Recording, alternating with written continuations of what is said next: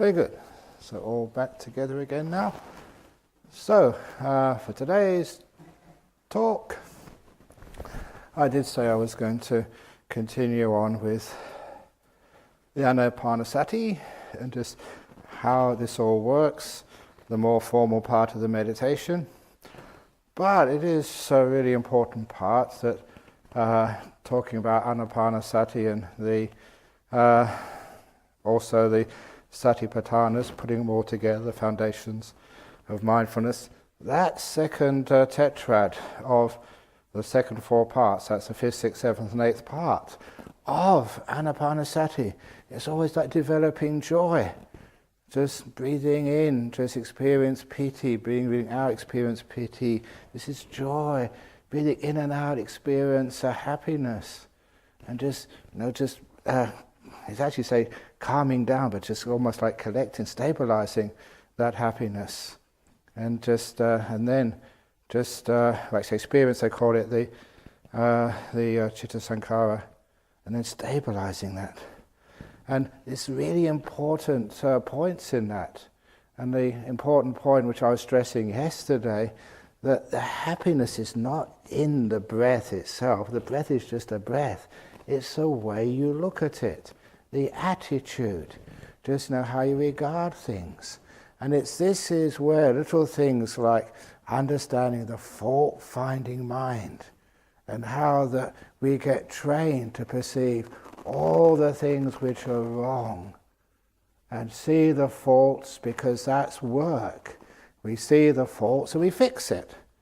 We see the leak in the pipes and that's what we focus on, to fix it. We don't see all the parts of the pipe which aren't leaking. We see the place on my chin which I didn't shave properly this morning and say, oh, look at that one, instead of all the other parts of your face which is properly shaved or whatever. And this is one of the problems of human beings. It's actually a negativity which is encouraged, by just our society, by our culture, by being fault finders. And this is one of the reasons why I remember this, I think it was the IMS, Insight Meditation Society in the United States, a long time ago. They really had a lot of funds, and so they made a perfect retreat center. And having made a perfect retreat center, they made a big mistake. What they did was put in a complaints box, suggestions box, to improve the center. And it was full within 5 minutes. The closer it was to what they thought was perfection, the more complaints they had. And it was an interesting phenomenon, isn't it? In our modern society, just when I was a young monk or a young layperson, to have a retreat center like this would be bliss. This is such a wonderful place to be able to even just meditate and have the time to sit down, to be able to become a bhikkhuni, a fully ordained nun. It was amazing. So what more do you want? What, you want to be enlightened as well? Come on. So you can see that those demands and those wantings, they create that fault finding. Now, how do we overcome that? Last night, Venerable Bodhidharma, he was, for our Australia Sangha Association or for our website, he wanted to do a little video a nice video of Jhana Grove, really, he's very skilled at this, just being able to get all the views from a drone, how it all works together inside the rooms, so a person overseas, they can see what they're getting into physically when they come to this place. And also for Bodhinyana Monastery, he did the first draft there of just what it looks like. And of course, my first reaction as soon as I saw that, so where's that? That's your monastery. We're actually sitting in the hall right now. Because on a video, it sometimes looks much different than when you actually live there. And this was the old simile, which was a wonderful little insight. And it helps me, it helps you, it helps so many other people. that I was living a very busy life. Still am really, but my busyness was because when I wasn't traveling to Indonesia or Thailand or Malaysia or Sri Lanka or Hong Kong and all the other places I get to go to, my usual routine was at the weekend, Friday afternoon, go into Nollamara, teach, counsel, admin, you name it, you do it, all over there for Friday night until Sunday afternoon. And still people want more. And then Sunday afternoon, come back here, and then just catch up with all the monks here, all the problems here, and then work from Sunday afternoon to Friday afternoon, and then go to Nollamara again.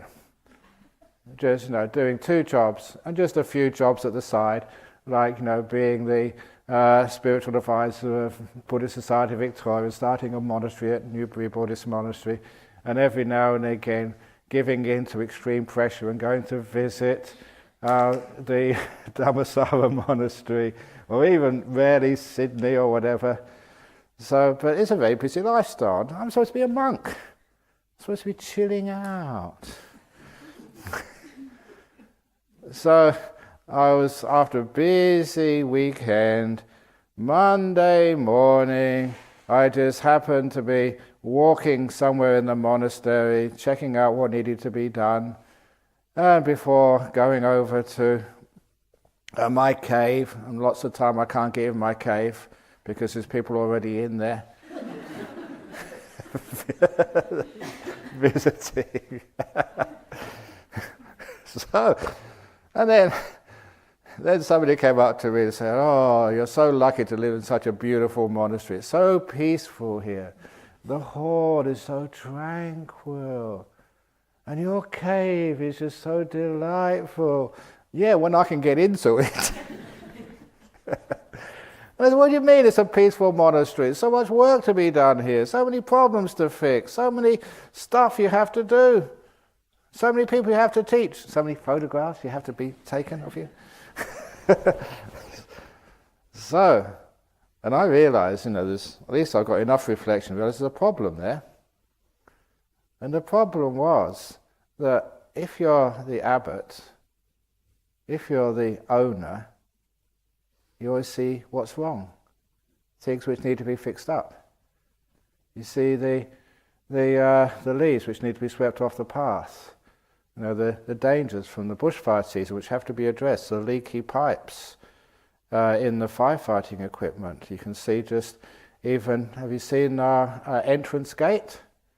To Bodhinyana Monastery, those of you who walked over there, there's lots of holes in there, in the roof. We had a gate crasher, literally, a big bus who came in without telling us and hit the roof. That's what we call a gate crasher. You crashed into the gate, okay? Oh, come on. Lighten up. But they said, "When are you going to fix it?" Oh, I keep on seeing that. But instead of having a fault-finding mind, because there was a fault-finding mind, after all, I'm going to raise money to fix that. What am I going to do for it? This is really going to be terrible. Then I thought, because you get all these visitors, who come there, especially young women, and you see their trousers, their jeans, they've got all these holes in them. And they have to pay extra for those. And so I looked at my roof and say, "Why, that's really fashionable." It's got holes in it, just like fashionable jeans. So you see, we're always ahead of the game. Buddhist monks. We started the bald head way before, what's his name, diehard fellow, Bruce Willis. Before Bruce Willis even thought of having a bald head, we were there way before then. But if I don't do that, I look at all this work I have to do. All this stuff which needs to be fixed up. Oh, there's so much work to be done. And then the person I was with, was just enjoying the monastery. And then I started thinking, hang on, what's the difference? My difference was I was the owner. I was responsible. Therefore, I had a duty to actually see all the faults and fix them up. That was the problem. I was an owner. So I pretended.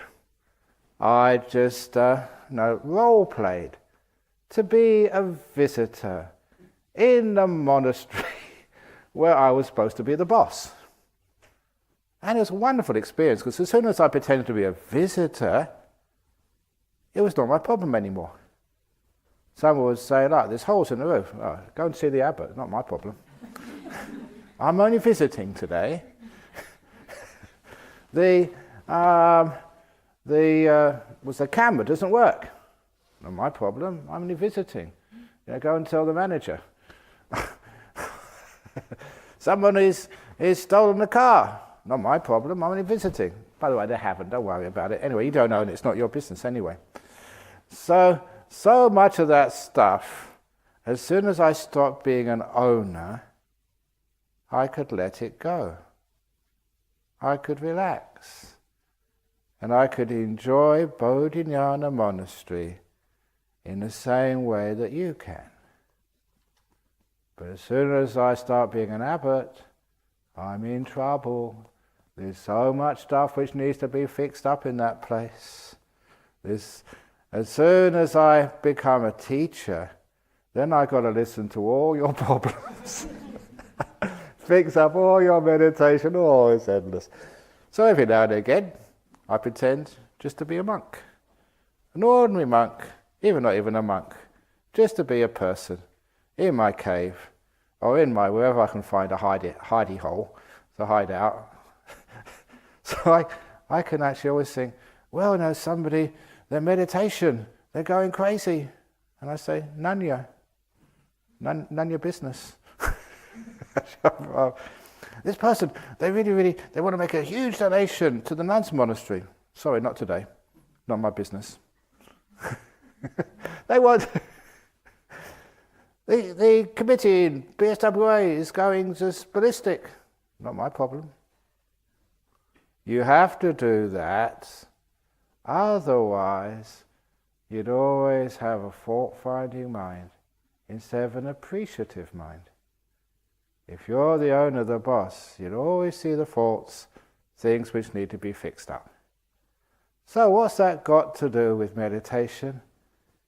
It's not your meditation. Imagine that you've got no control over your body or your mind. So it's not your problem. The body aches, none your business, body. Your mind is thinking instead of going to sleep, instead of getting into jhana. None of your business. Didn't the Buddha say, not me, not mine, not a self? You are out of control.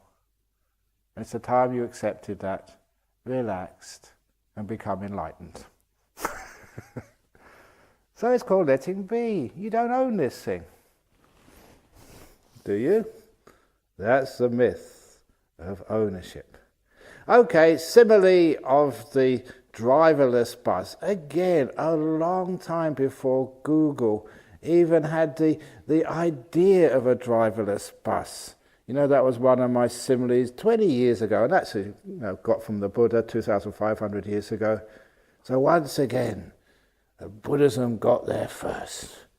But our problem is we don't patent it. We should get some rights. So anyway, go back to driverless bus simile.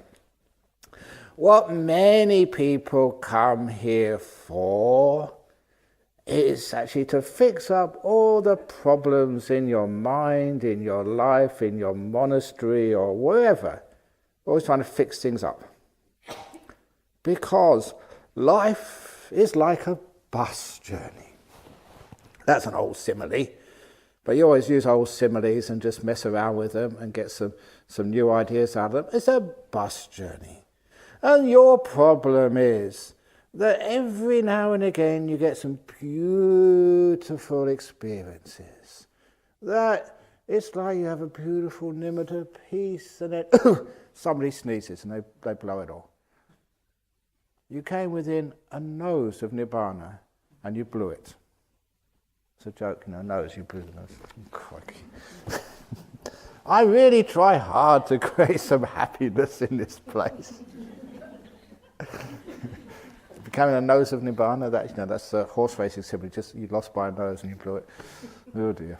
Anyway, in other words, it's just like your buzz always gets perfect situation, really beautiful. You look out the window and the beautiful scenery of rolling hills and waterfalls and coffee shops and whatever else you like, tea stalls and your favorite dumpling shop from Singapore, Indonesia. It's just all there. And what happens? You just pull up there, and what does the bus driver do? He races away before you've even got a time to enjoy the dumplings or the coffee. Stupid driver. But other times, you're going through the toxic waste nuclear dump sites, the Chernobyls of life, which is so disgusting, so horrible to see. And what does your bus driver do? Stops and parks. Stupid bus driver. This is the simile of your life. Why is it when things go really peaceful and calm, you're really happy, and something disturbs it? It doesn't last as long as it should. You're meditating, getting nice and peaceful, and then a stupid thought comes up. Stupid thought. Or you're really getting peaceful, and then someone bangs the door. Or like what used to happen to me. You have these retreats, and you're just about to you work really hard, get this beautiful nimitta, really bright, and then some idiot bangs a gong. I shouldn't say that because that was Ajahn Chah. That's really bad. Bad mug. And bang the gong, and other times, you know what happened? That, you're meditating there, and you're really aching, you want it to finish, you're getting nowhere, and they wouldn't bang the gong at all. And I'm sure you would miss the clock, it was just overtime. So, you know what I used to do? I had all these schemes. No, well, not really schemes, like skillful means. That weren't that skillful. Because as a kid, we used to have these pea shooters, these little tubes, and you put a pea or something in there, and you'd sort of hit your friend. It's just messing around as little kids. But you could be, very, very accurate with a pea shooter because it was a long, rifle tube, and you could. And I thought, it wouldn't be that hard, to get a pea shooter because everyone had their eyes closed and actually hit the gong. Whenever I wanted it to, thereby taking control of the meditation center. Ding! Bow, bow, bow, and be out before the teacher realised what was going on. Because that was what life was. When life was going really well, it didn't last as long as it should. And when it was really going painful, it lasted forever. It's a stupid bus driver. Because the bus driver stops when it should be driving fast, and drives fast when it should be stopping to enjoy the moment. You know who that bus driver represents? Your will. The one in charge. The one deciding what to do. Such a stupid will. Really peaceful. Can't you just stop? Why do you have to get this thought and do something? So many people come here to train the will, to have loving kindness. May all beings be happy and well. May I be happy and well. So I'm training my will to be kind. And my will just will not do it. Refuses. I will not get angry. I will not get angry. I will not get angry. You know how frustrating it is? You have all these great ideas and it always goes wrong. This bus driver is so stupid. So we come here to train the bus driver, to learn how to relax, and to be wise, to be smart. So that bus driver will always stop when it's the right time to stop. and would always go fast when it's the right time to go fast. But you find in life, it's so frustrating. Here you're on a retreat, beautiful, and what happens? You get sick. Or you don't get sick, your mind goes crazy. Or you get aches. Or you just happen to be a room where someone's always banging the door. Why do they keep on having to do this? We should get a list of all the snorers, the people who get up in the morning and just stirring up their cup of coffee, they always make a noise. Get a list, a blacklist, and we put them all in the same cottage.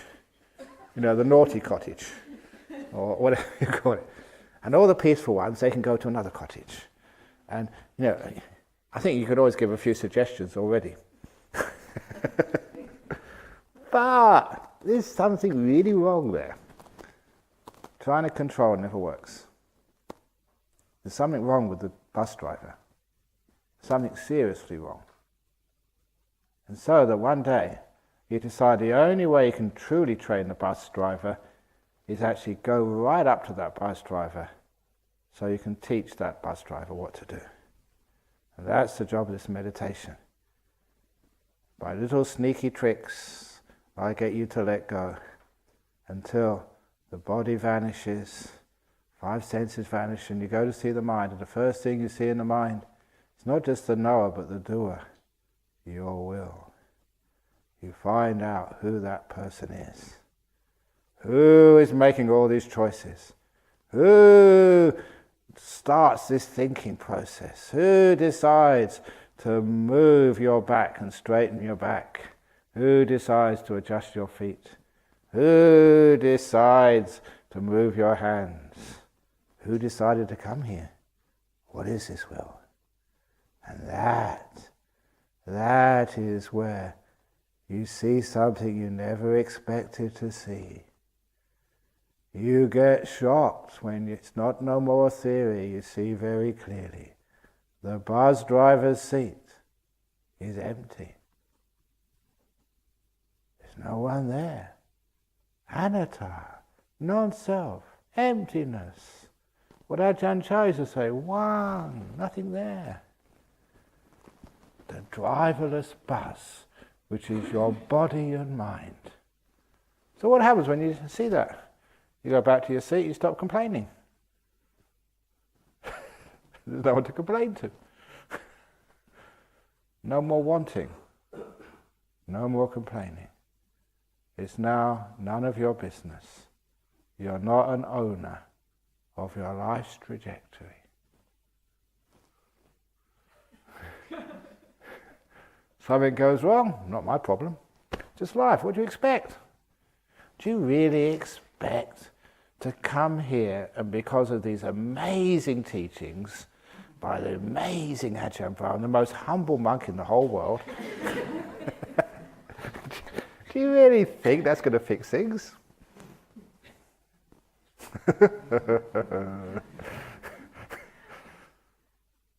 Or do you want to become not an owner who keeps fixing things, like an abbot who keeps having to worry about, whether there's enough money in the bank to pay the bills and whether you're going to go and dig a hole and create more problems by bursting one of the pipes, whether the monks are just going to be crazy or what they're up to, what the nuns are up to, when we don't know what's going on over there. Do you want to worry about that? It's not my problem. I am not the owner. I'm owner sometimes, I take responsibility, but there are times when you let go. And those times when you let go, when you're on retreat, for you, when you're sitting on that cushion, you don't own anything. Oh, what bliss to have no problems in this world. Oh, what joy to know that I don't have to be happy. Actually, I should have got that. I've got a little, I'll bring it tomorrow. Somebody gave me this little gift, and it's a little doll of a monk. It was so similar to Ajahn Chah's little pose where he put his hands up like this. Joy at last, to know there's no happiness in this world. That's a great saying, joy at last, to know there's no happiness in this world. The law of suffering. Haven't you read that before? Four Noble Truths, suffering. The joy, that's not your fault. There's nothing wrong with you. You fall asleep. Nothing wrong with that. You're restless. Nothing wrong with that. Joy at last is just cause and effect, just what happens. Joy at last. You don't have to seek for happiness. There's no happiness to be found in this world. What was that little story I told on a Wednesday night, which I think Vinahasapanya thought was very funny? You know, this person went to the doctor. He said, what's wrong with you? And he said, I hurt. Where do you hurt? I hurt all over. What do you mean? Well, it hurts here, it hurts here, it hurts here, it hurts here, it hurts here. And the doctor said, oh, it's because your finger's infected.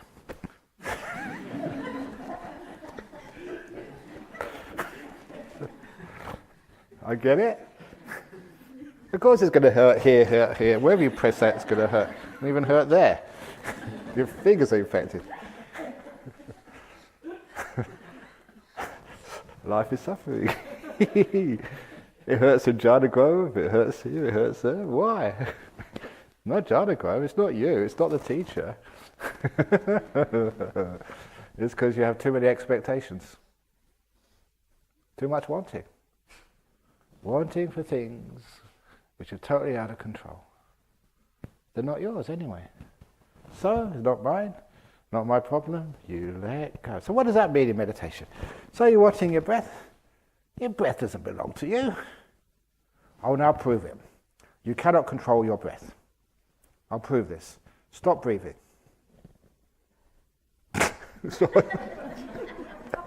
Oh, you started breathing again.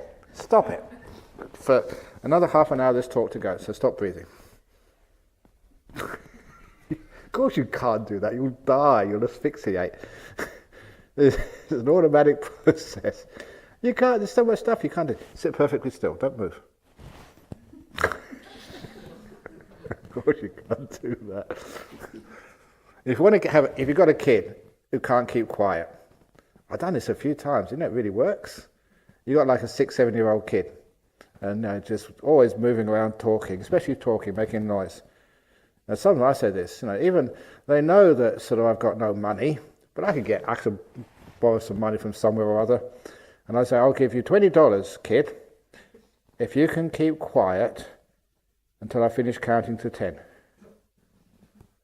And I'll get it from somewhere. But I'm an honest man. I always keep promises. I'll give you $20 if you keep quiet until I finish counting to 10.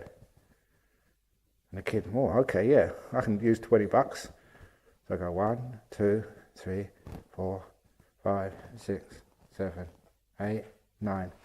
And for the rest of this talk today, then I'm going to start describing about just bringing joy into the mind. And this little kid is looking there, ooh. I'm never going to get there. I'm never going to mention that last number. So I never pay up. I never paid up once on that. And of course they have to start speaking because they can't control themselves. But at least you get a few minutes when they're quiet until they suss it out and they never trust me again. I'm a very sneaky monk. So anyway, that when it comes to yourself, you're watching the life. Where does all the negativity come from? Disappointment, expectations which haven't been fulfilled. And sometimes expectations are put on you from other people, what other people expect you to do, what I expect me to do. All those goals, achievements, expectations, what a monk should really look like, what a girl should look like, what a body should look like, what a meditator should look like, how I should meditate, how long I should sleep, what I should eat, what I should do, how I should speak. So much force on you. And you try so hard, and you can never reach perfection. So after a while, you let go. This is Ajahn Brahm. This is all you're going to get. So you better get used to it, because I ain't going to change. You, who do you think you are anyway? Trying to get jhanas, trying to get enlightened. Do you really think that that's possible for someone like you? And I'll give up. And then it happens. When you stop controlling and expecting, then happiness is everywhere. Remember that saying, which I said, I think the first day, I've been looking for that little cartoon. I want happiness. Problem number one, I. Get rid of that. No I. You're not in control, so just let it happen. Wanting. What do you want? That's a problem, wanting stuff. When there's no I, there's no want, what's left? Happiness. So simple. So this is creating a little bit of happiness in life. Driverless bus, no I, no want, and then there's happiness. Do you understand it? I want, it means you think you own this thing. And this, are you enjoying this place? It's a beautiful place here. You know, it's just nice food, nice place to sit out, have a cup of tea, just watch the trees grow, watch the sun go down. Just you can sleep whenever you want. Nice, you can have 2 or 3 hot showers a day if you wish. You know, you just sleep around, just drink cups of tea. You have no boss. You have no workload. You're not going to get a certificate. You're not going to fail. You're not going to succeed. That is not part of jhana growth. They're wonderful. So much freedom. Nothing to be, nothing to achieve. If you do achieve something anyway, what's the point? You're going to die. You don't take it with you. Do you? Or do you take that wonderful idea of disappearance? Letting go. Oh, what joy to know there's no happiness in the world. So you don't strive, you don't struggle, you don't go looking for stuff. And all that's left is joy. So this is where the joy comes from, the happiness. And if you're meditating, haven't got that joy come up, that bliss going up there, it's because you're trying too hard. You're trying to own the meditation, trying to make it happen, instead of letting it happen. Get out of the way, let it happen, and it becomes really relaxed and peaceful. The more I control, the more problems I have. So, instead, we just learn how to sit here and let the breath do the breathing. I don't control it. It comes in when it wants to. It goes out when it wants to. I just sit here watching it. Nimittas, they'll come when they want to. They'll go when they want to. It's not mine. I just let them come, let them go. Just like you, I don't ring a bell and say, now's the time to go to bed, get out of here. I don't say, now's the time to come in, now you can come in. Have you seen there's very little control here? That's why it's a very peaceful, happy, safe place. In your mind, when you're meditating, are you controlling? Are you blaming yourself? Stupid me, stupid. You know, I should be meditating and I'm just sexual fantasies. I'm thinking about what I'm going to do to get rich when I leave here.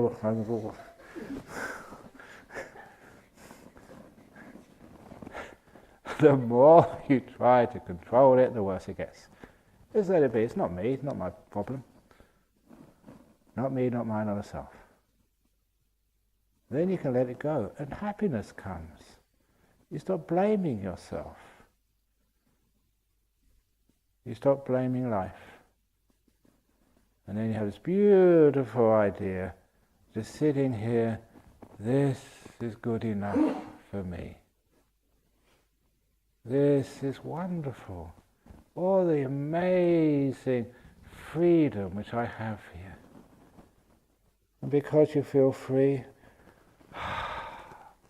now I can relax. No stress, no searching for enlightenment. Remember that symbol I gave of the string, the guitar string, being pulled on both ends. And when anything hits it, bing! But when you let go of both ends of the string, it gets really loose.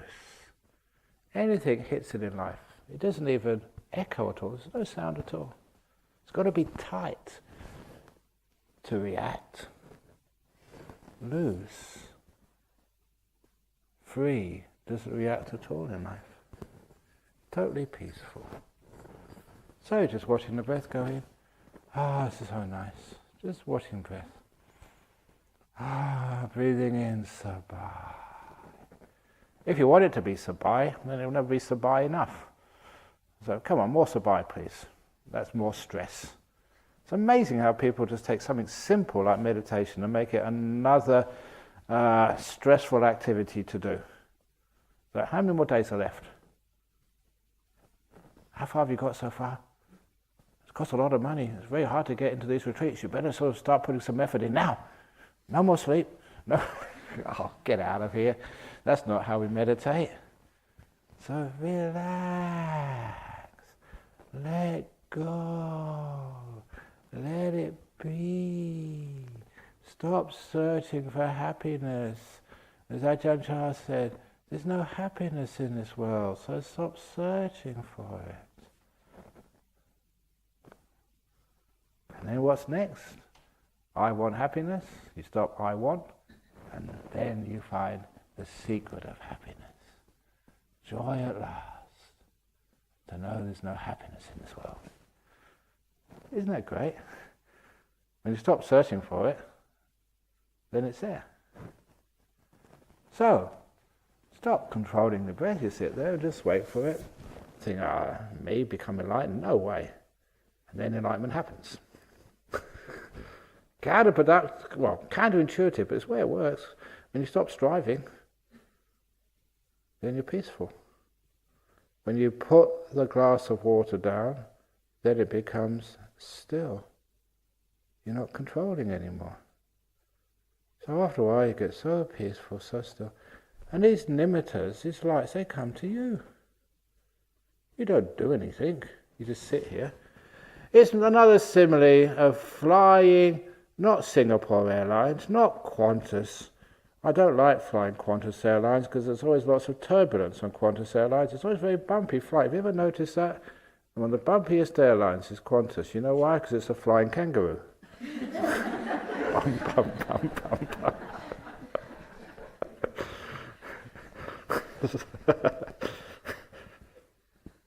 And as for Garuda,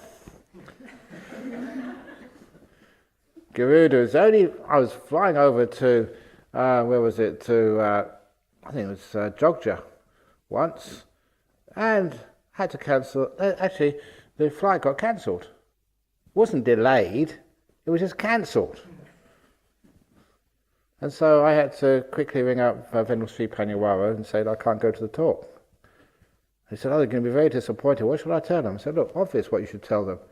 You know, in the Vihara where he was arranged this big talk, to tell them, well, it's obvious the reason why. Garuda is, the bird. And that was the time they had bird flu in Indonesia. I said, tell them the plane got bird flu. It's a Garuda.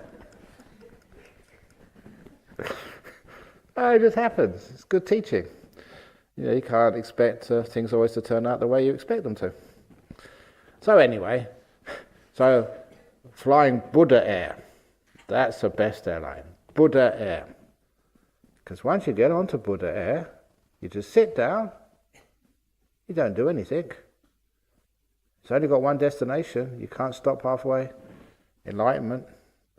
So, one way to Nibbana. You can't buy a return ticket, I'm afraid. And what happens when you get on Buddha Air, destination Nibbana, you just sit down. You can't say, hurry up. I haven't got much time, please get me there quick. On that one, people rushing around. I always remember this Singapore fellow. Had to be Singapore. And he came up to me once and said, Ajahn Brahm, I know you're very wise. I want to know Buddhism. I've only got 2 minutes. Please let me know.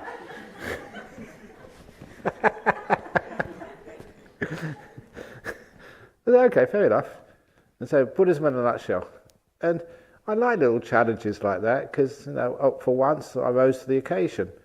If I hadn't given a smart answer, I wouldn't be telling the story, would I? The most humble monk in the world. And I said, oh yeah, suffering is asking from the world what it can't give you. Well, that was really cool. Suffering is asking from this world something it can never give you. Isn't that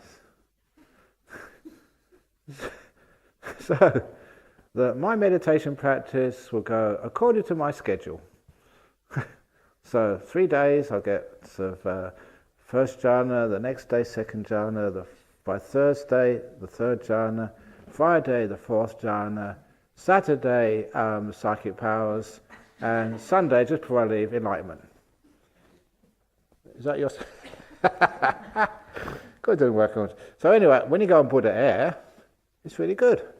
You just sit down there, you can't do anything.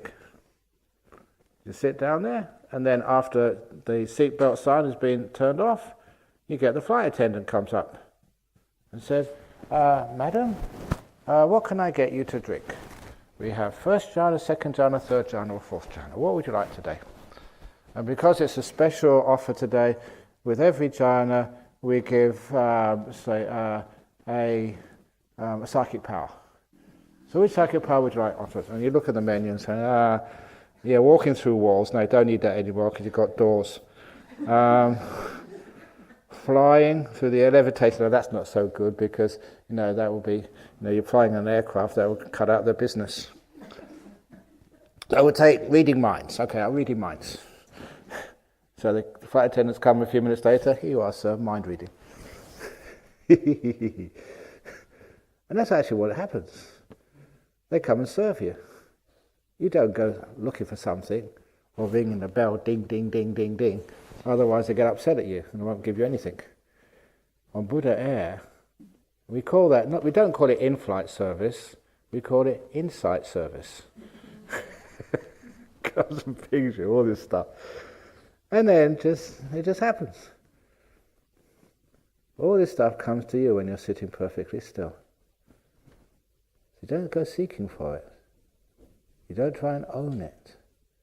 See how much you can let go, not how much you can attain. That was Ajahn Chah's great teaching. And then you get this incredible joy coming up. When you want something, you'll always something more you can want. When you achieve something, there's always something more you can achieve. It's missing the point. We're not here to achieve things, to get things, to want things, but to let go of stuff. To see how much we can vanish and disappear. How little we can own, not how more we can possess. So, we don't own anything. Oh, what freedom.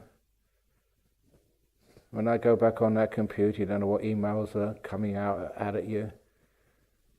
But when I'm a spiritual director, or as many people say, spiritual dictator, when you're the abbot, when you're the boss, when you're the manager, when you're the leader, it's just really a lot of work. But when it's none of my business, isn't that lovely? Free, peaceful.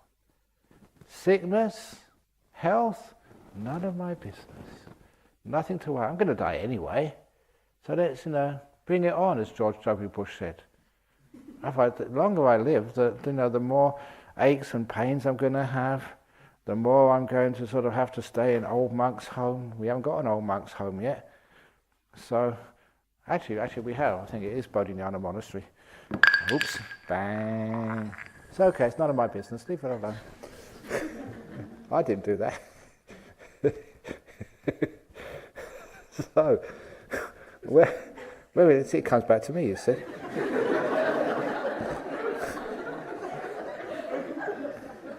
Is that psychic stuff? No, come on, let it go.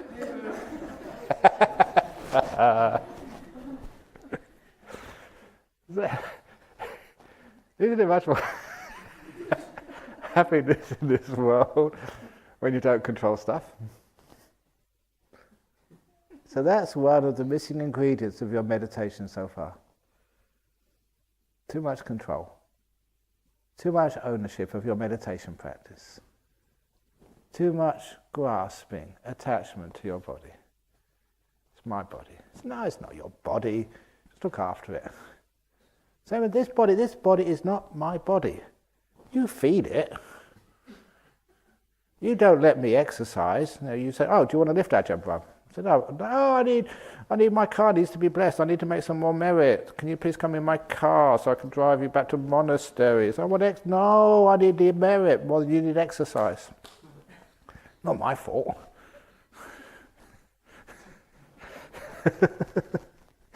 So, sometimes when people bring me to their house for lunch, and I say, I just want to eat a little bit today. I said, no. I made it special for you, Ajahn Brahm. You've got to eat lots of it. So it's your fault. I absolve responsibility for being fat. It's not my body anyway, so who cares? So when you let go a lot, see how happy you can be? One of the reasons that I put on weight is because I don't worry enough. People keep telling me if you worry, have lots of anxiety, you lose weight. So I need to not to go to a meditation retreat centre, a place where they teach you how to worry and be anxious. So maybe your office or somewhere. But when you learn about what happiness is, it's so easy to meditate. You realise you stop controlling, you let go, you appreciate this moment, not fault finding, not being an owner. Isn't it wonderful? You have a wonderful day today. You don't have to achieve anything. Just chill out, enjoy the day. You want to meditate? Just meditate, but don't think you have to meditate. Don't think, oh, I've slept too much. If the body feels like having a rest, have a rest. If it wants to have a walk, take it for a walk. Have this wonderful, nothing to achieve, nowhere to go. This brings me on to another little skillful means. I already mentioned about, I haven't really talked about what I wanted to talk about. I'm totally out of control this morning. I was going to talk about nimittas, but who cares? It's about happiness. So, so that one little skillful means is, again, to get to feel what it must be like to really be still and peaceful. So, sometime this morning, when you sit down to meditate, close your eyes, get yourself comfortable, and imagine that you're a Buddha under a Bodhi tree, just enlightened. Imagine what it must feel like. The reason I started doing this was, I went to this the kindergarten over in Singapore. I think Little Gems, I think it was called. It's a Buddhist I've known for a long time. Was trying to do something good for preschool kids, and so he wanted me to come and talk to them. It's one thing talking to you guys, but talking to 3 or 4 5-year-olds is a totally different ball game. So I can't sit there and say, sit down and watch your breath and just breathe in and breathe out. That don't work. So I was supposed to, it was about close to Wesak time, so teaching about Wesak. So great, Wesak time, because I remembered as a kid when I was that age, I remember just being in the class and everyone stand up, pretend you're a tree. The tree swaying in the wind. And I remember that time, I really got into it, being a tree swaying in the wind. You close your eyes, swaying in the wind. It's so easy to do for a kid. Your imagination is really strong, and you can feel it. And so I did that with the kids, but said, okay, pretend you're the Buddha, just enlightened. 7 steps. And they all, it's amazing how mindful they can be when they're pretending to be a Buddha. 7 steps. And then you put one finger up, not the middle one, this one up. this is my last life. I am the chief in the world, or whatever it was. And they really got into that. And then, okay, now, the next thing is sitting under a Bodhi tree, being enlightened. And they all sat, you didn't have to tell them to cross their legs. They all sat there because they'd seen so many pictures of the Buddha under the Bodhi tree. They sat there very quiet for a few seconds. Okay, now you are the Buddha teaching the five first disciples. And of course they were just talking to one another, teaching a lot of rubbish.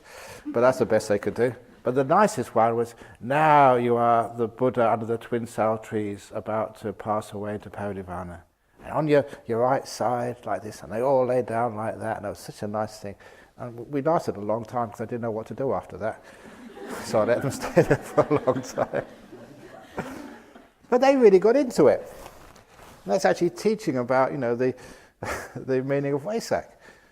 Well, actually, the first sermon was some other time. But anyway, it was actually giving them a really, really good sort of teaching because they could experience it. And the same with you as well. So, imagine you're the Buddha under the Bodhi tree. You close your eyes. What must it feel like? Nothing more to achieve. You don't have to get jhanas anymore. You don't have to worry about nimittas. You don't have to worry about anything. You don't have to be worried, I want to be a stream winner in this life. I want to get rid of all my problems. I've got cancers. I've got anxiety disorder. I've got, so much problems with my family. You're Buddha. You've got no family. Sitting there. Buddha on the Bodhi tree. Just really get into it. Role play. And people could do that, You don't have to be sort of a top actor to be able to really get into the part. You get into the part, and after about 3 or 4 minutes doing that, how does it feel? You got like a little taste of what it's like to have no desires, no want. The burden has been put down. Done has been what needed to be done. Nothing more to be achieved. How does that feel? That's really cool. And then, carry on. You're way ahead of the game. And it's so beautiful. Imagine what it's like to be a Buddha. Oh, yeah. Oh. Now you know how to breathe in Sabbai. Like a Buddha breath. Oh, breathe out. Oh. Really get into it. Role play. And then it just takes off. That happiness, which is a lot of time the missing ingredient, because people are so damn serious when they come on meditation retreats. Serious, tense.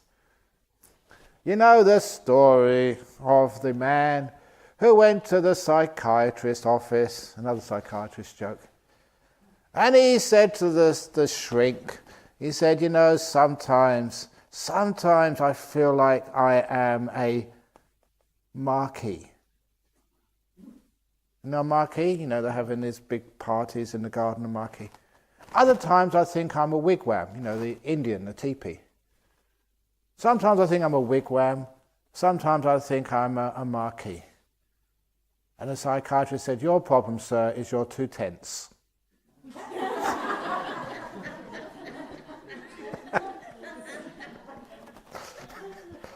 Ho, ho, ho. Come on, laugh, let go.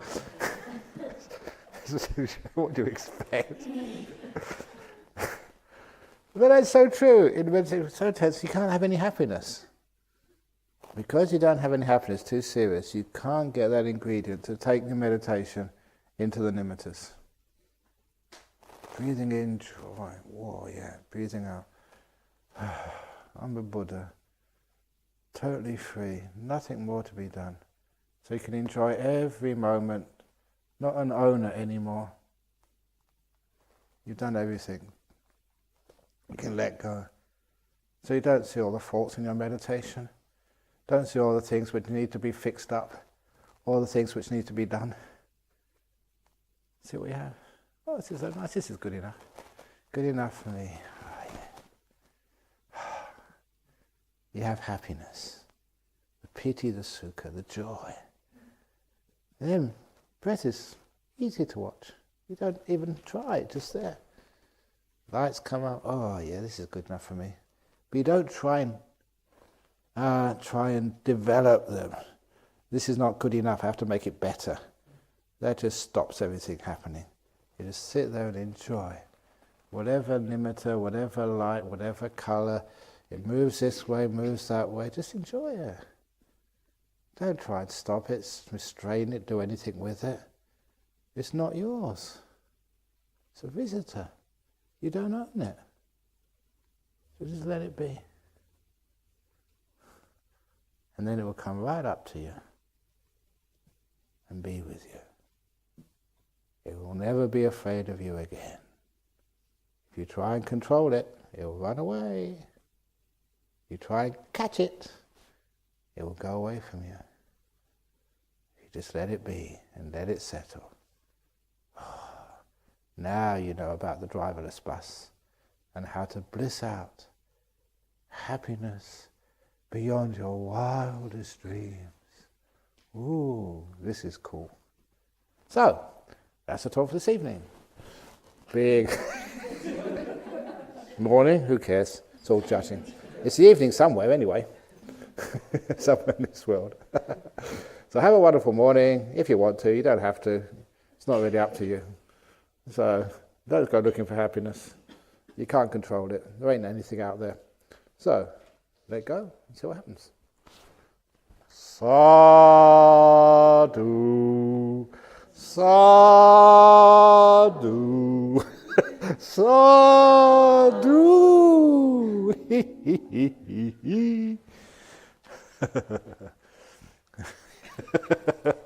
Okay, very good. Okay, have a wonderful morning. Again, if you want to, but you don't have to.